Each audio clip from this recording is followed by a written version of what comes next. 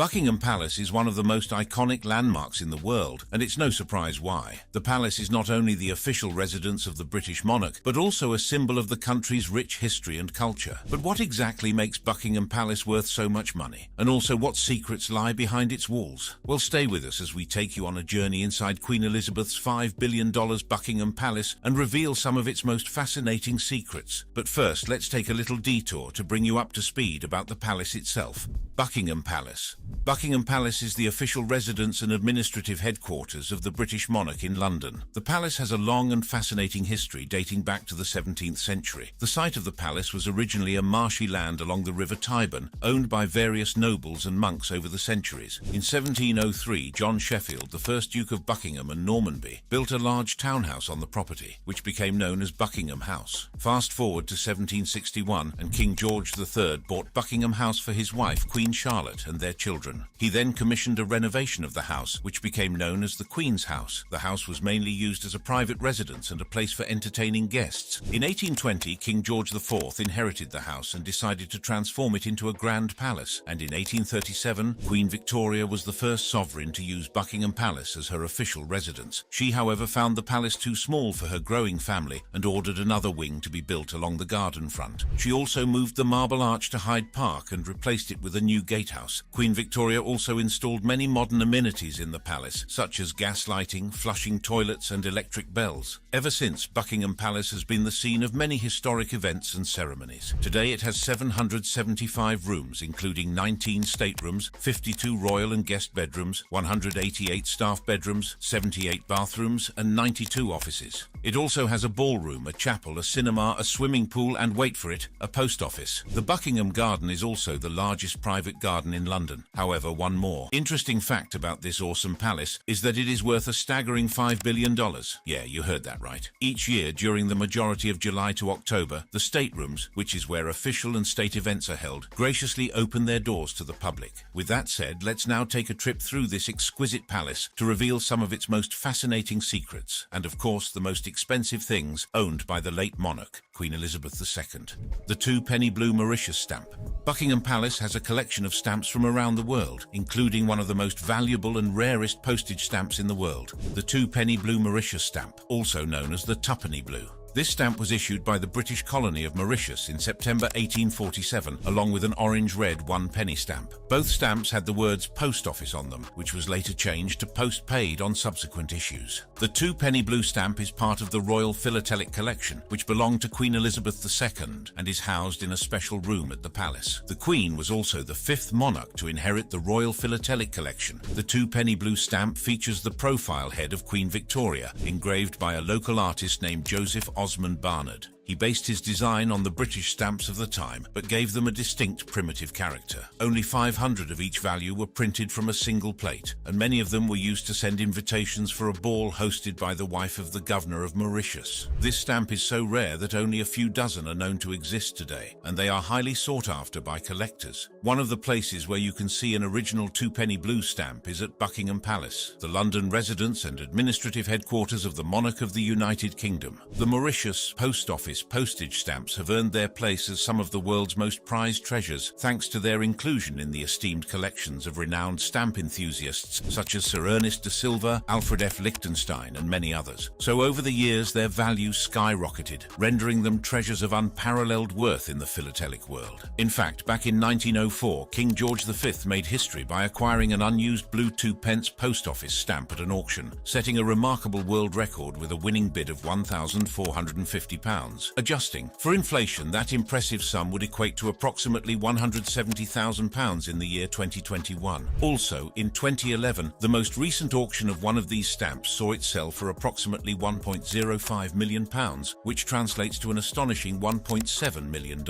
As of today, a mere 26 specimens of the Mauritius Post Office stamps remain in existence, comprising 14 1-penny stamps and 12 2-penny stamps. The 2-penny blue stamp is valued at £2 million in a collection worth more than £100 million. It is considered to be a masterpiece of philately and a symbol of Mauritius's colonial history. The collection is not open to the public, but it is sometimes displayed at exhibitions or lent to museums. The mosaic Fabergé egg.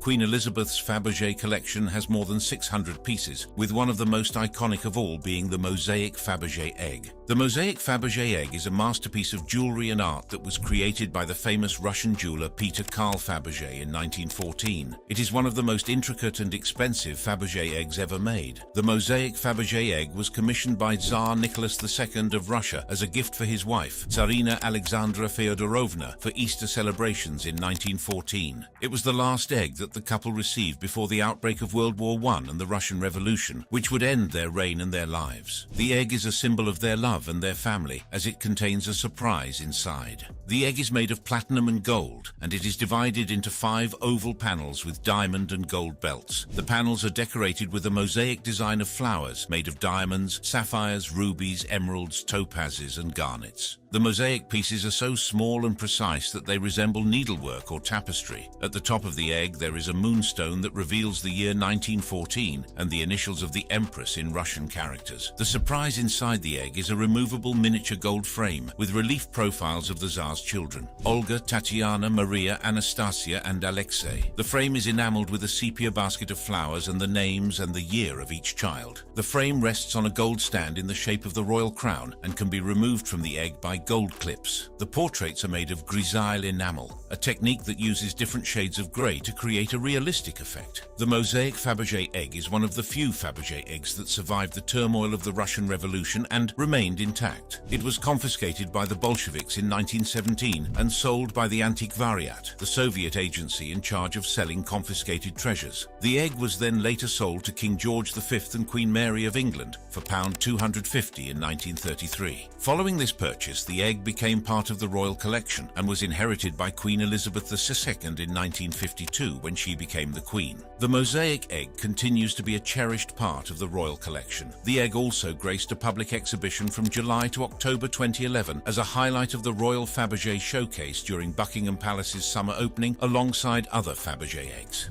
Art collection.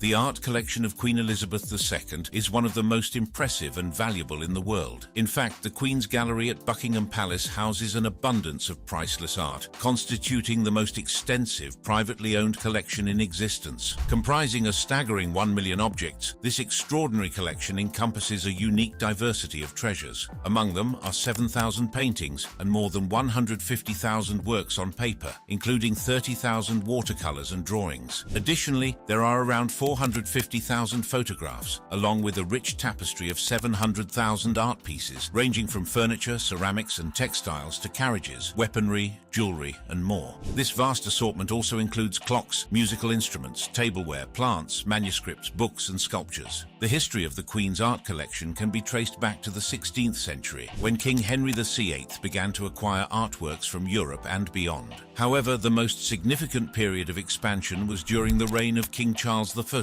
who was an avid collector and patron of Italian and Flemish art. He amassed a spectacular collection of works by artists such as Van Dyck, Rubens, Holbein, Titian and Mantegna, amongst others. Unfortunately, after his execution in 1649, his collection was sold off by the parliamentarians who opposed his rule. Many of these works ended up in foreign museums such as the Musée du Louvre in Paris and Museo Nacional del Prado in Madrid. Thankfully, some of the collection was later recovered by Charles II, who restored the monarchy in 1660. He also added new works by other artists, including the artworks given to him by the Dutch Republic. Since then, successive monarchs have continued to enrich the collection with their tastes and preferences. Queen Elizabeth also contributed to the collection with some modern and contemporary works by artists such as Andy Warhol, Anish Kapoor, Lucian Freud and David Hockney. The collection also boasts over 50 masterful paintings by Canaletto, a mesmerizing work by Vermeer, a selection of exquisite Rembrandts, and more than 30 drawings by the genius behind the Mona Lisa, Leonardo da Vinci. She has also supported the conservation and display of the collection through various initiatives, such as the Royal Collection Trust, which manages the collection on behalf of the monarchy and the nation. The worth of the Queen's art collection is difficult to estimate accurately because it is not for sale and it has no market value.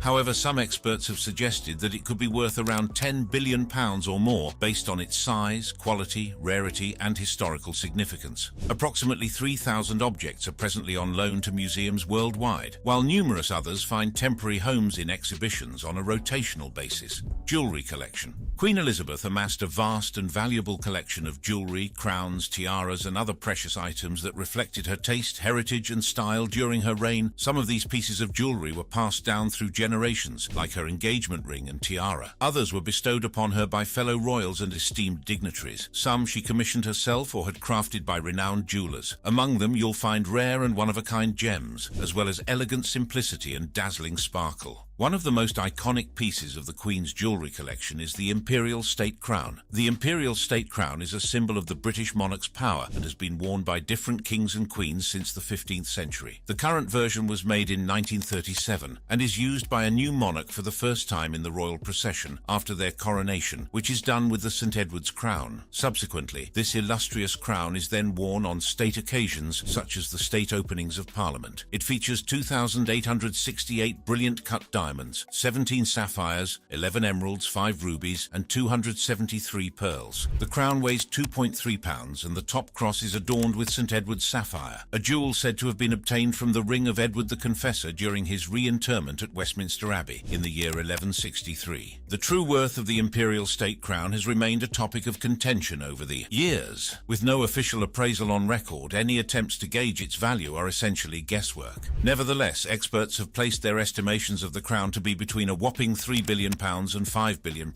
Now, since the Imperial State Crown is only for state occasions during formal events including banquets, Queen Elizabeth II adorned herself with pieces from her extensive jewellery collection, which comprised over 300 exquisite items. Among these treasures were 98 brooches, 46 necklaces, 37 bracelets, 34 pairs of earrings, 20 regal tiaras, 15 rings, 14 timepieces, and 5 captivating pendants. These exquisite jewels are not the same as the crown jewels which were made for Charles II and his successors. Some of the jewels were made for queens who ruled or married kings, but some kings also added to the collection. In more recent times, Queen Elizabeth II proudly donned these exceptional jewels during her tenure as the reigning monarch of Australia, Canada, and New Zealand. These regal adornments found their way into official portraits specially commissioned for these realms, which added a touch of grandeur and elegance to her role as the sovereign. Queen Victoria's wedding dress. Queen Victoria's wedding dress is one of the most iconic and influential garments in the history of fashion. It was worn by the young Queen on her wedding day to Prince Albert of Saxe-Coburg and Gotha on February 10, 1840, at the Chapel Royal of St. James's Palace in London. The dress was made of heavy silk satin in a plain cream colour, trimmed with a deep flounce and trimmings of Honiton lace, handmade in Devon, England. The dress also featured orange blossoms, a symbol of fertility that adorned the skirt, the wreath on the Queen's head, and the bouquet she carried. The train of the dress, carried by her bridesmaids, measured 18 feet in length. The choice of a white wedding dress was unusual and innovative at the time, as most royal brides favoured dresses in bright-coloured or Brussels lace. Queen Victoria chose white to demonstrate her support for the British textile industry, especially the lace-making cottage industry in Honiton. She also wanted to emphasise her simplicity and modesty as a bride, rather than her status and wealth as a monarch. Before long, the white wedding dress soon became a popular trend among Victorian brides of all classes, as it symbolised purity, innocence and romance. Interestingly, Queen Victoria has been credited with starting the tradition of white wedding gowns that persists to this day, although she was not the first royal to be married in white. The wedding dress remained in the possession of Queen Victoria until her death in 1901. It was then inherited by her eldest son, King Edward VII, who passed it on to his son, King George V. The dress was then passed down several generations until it was inherited by Queen Elizabeth II. Queen Victoria's wedding gown is no doubt a part of the royal family's heritage and history, and it has been passed down from monarch to monarch for over 180 years. Eardley Norton's astronomical clock. Eardley Norton was a renowned clockmaker in London in the 18th century. He was known for his innovative and complex clocks, especially his astronomical clocks that displayed various celestial phenomena. One of his finest works is an astronomical clock that he made for King George III in 1765, who was an avid collector and patron of horology. The clock is now part of the Royal Collection Trust and is displayed in the library of Buckingham Palace. The clock has 4 unique sides, each showing different aspects of time and astronomy. The front dial shows the time of day on a 24-hour dial with hands for mean and solar time. At the heart of this remarkable timepiece, a painted landscape adorned with figures captures the sun's journey across the sky, while a small dial simultaneously keeps track of time at 30 locations across the globe relative to Greenwich Mean.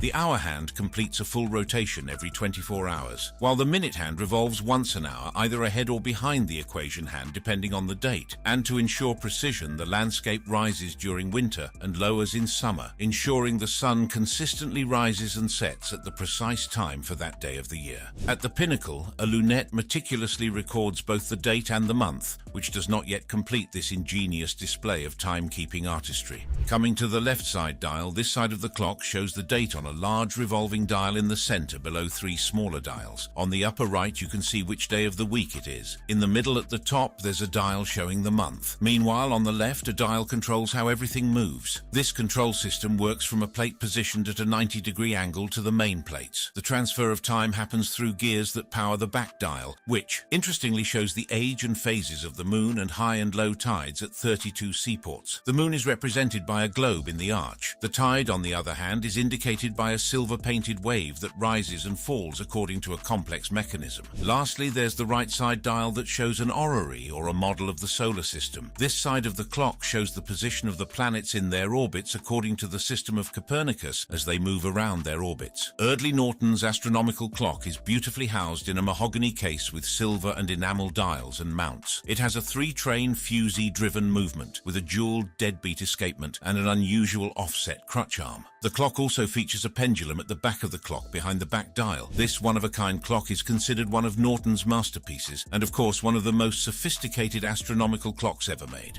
200 Lorna bags. Queen Elizabeth II was one of the most influential and iconic figures of the 20th and 21st centuries. Among the many elements that defined her royal look, one of the most recognizable was her handbag. The Queen was rarely seen without a Lorna London purse hooked on her arm, whether she was attending a state visit, a royal tour, or a birthday celebration. She treated her handbags like an appendage, permanently in view whatever the occasion. The Queen also often had it with her while strolling through Buckingham Palace's corridors or relaxing on the sofa to watch television. Lorna London is a British luxury leather goods company that was founded by Sam Lorna in 1940. Lorna specializes in making elegant and classic handbags with fine craftsmanship and quality materials. The company received a royal warrant in 1968, which meant that it was officially recognized as a supplier of goods to the royal family. In fact, Queen Elizabeth is reported to have received her very first Lorna bag from her mother, Queen Elizabeth the Queen Mother, in the 1950s. She was impressed by the design and durability of the bag and soon became a loyal customer of the brand. She commissioned Lorna bags via her personal advisor and senior dresser, Angela Kelly, who would select the styles and colors that suited the Queen's outfits and preferences. The Queen had 2 favorite models of Lorna bags, namely the Royale and the Traviata. The Traviata costs more than $2,550, while the Royale comes in at the price of $2,242. She particularly favored these models thanks to their long handles. These bags were of patent leather, with every bag taking about 8 hours to make. They also came in various bright colors, but Her Majesty always preferred the black patent styles. The Queen liked to match her bags with her hats and coats, creating a coordinated and colorful look. She also liked to have some custom features on her bags, such as longer handles to avoid creasing her gloves, silk linings to match her outfits, or extra pockets to store her personal items. The Queen's handbags were not just accessories, they were also tools of communication. The Queen used her bags to send subtle signals to her staff and guests, indicating when she wanted to end a conversation or leave an event. For example, if she placed her bag on a table, it meant that she wanted to leave within 5 minutes, and if she dropped her bag on the floor, it meant that she wanted to be rescued from a boring or unpleasant conversation. Well, that's a secret code I would love to have handy for my next outing with my friends. The Queen's handbags were also repositories of secrets. The Queen never revealed what she kept inside her bags, but some sources have speculated that she carried some essential items, such as a compact mirror, lipstick, a handkerchief, some mints, a fountain pen, and her reading glasses. She also reportedly carried some more unusual items, such as a portable hook to hang her bag under tables. Although the actual worth of the Queen's collection of Lorna bags is unknown, it is estimated to be worth around £400,000, based on the average price of £2,000 per bag. Just like the late monarch herself, her bags were witnesses to some of the most important events and moments of her reign, such as meeting world leaders, visiting foreign countries, and celebrating milestones. The Queen's collection of Lorna bags is no doubt one of the most remarkable. Her bags were more than just handbags, they were companions for life.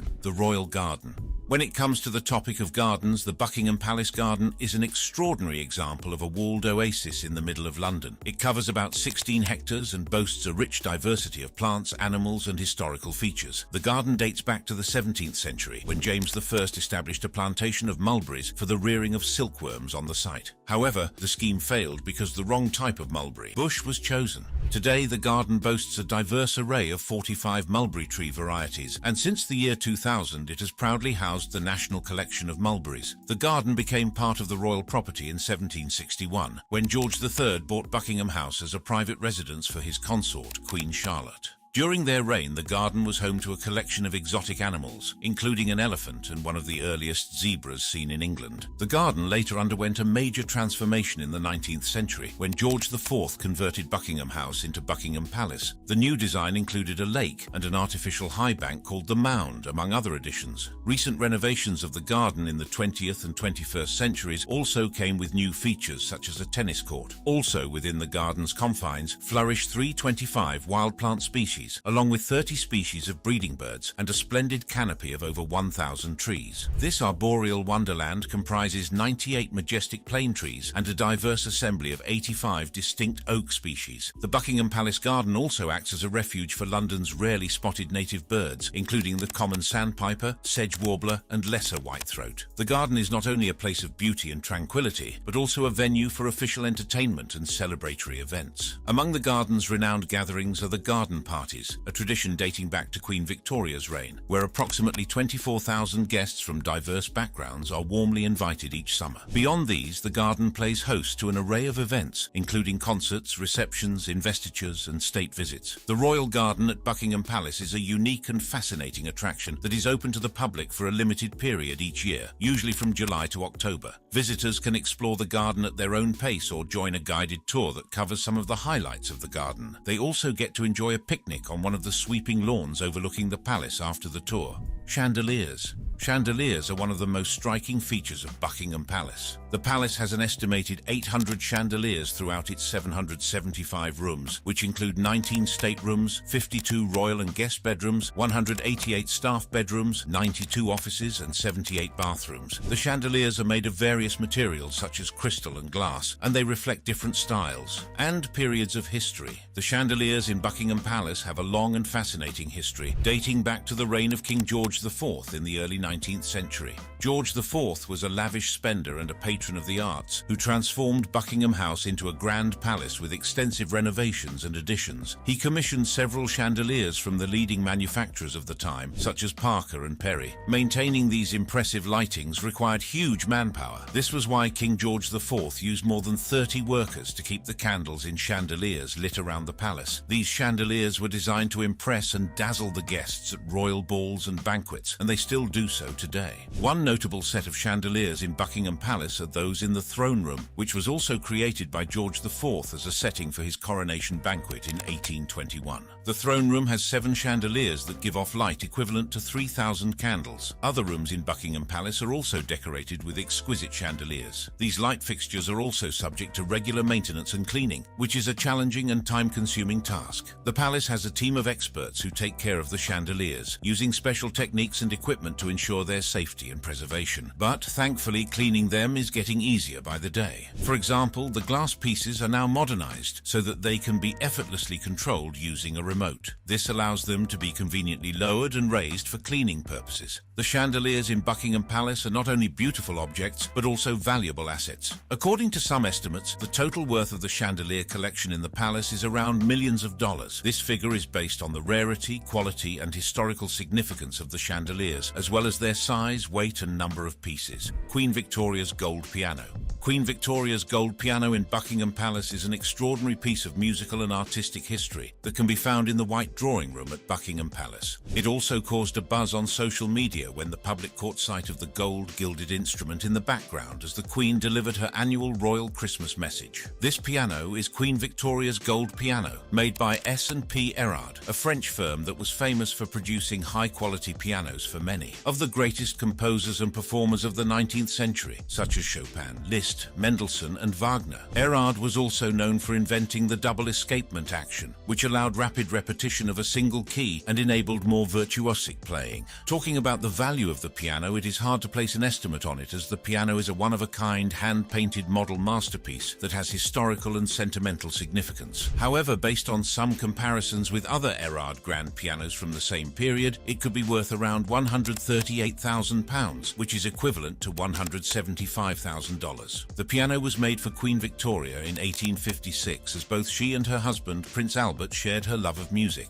They often played duets together on the piano and hosted musical guests such as Felix Mendelssohn, who was one of the Queen's favourite composers. Though the piano is not a standard model, it is a unique creation that tells tales of royal taste and style. It is made of mahogany, satinwood and pine, with brass and gilt bronze mounts. The case is gilded with gold leaf and painted by François Théodore Rochard, a miniature painter who worked for the royal family. The paintings depict cherubs and monkeys playing musical instruments and causing mischief, a style known as singerie. With the unique features and decorations on Queen Victoria's piano, it is safe to say that its price estimate does not take into account the artistic value of the paintings and the gilding, nor the royal provenance and association. Therefore, the actual value of the piano could be much higher. Royal Corgis. The Royal Corgis were the Pembroke Welsh Corgi dogs owned by Queen Elizabeth II and her parents, King George VI, and Queen Elizabeth, the Queen Mother. The Queen was very fond of Corgis since she was a small child, having fallen in love with the Corgis owned by the children of the Marquess of Bath. And throughout the years 1933 to 2018, the late monarch owned at least one Corgi. She also owned more than 30 Corgis from her accession in 1952 until she died in 2022. The Royal Corgis gained worldwide fame and came to symbolize the British monarchy.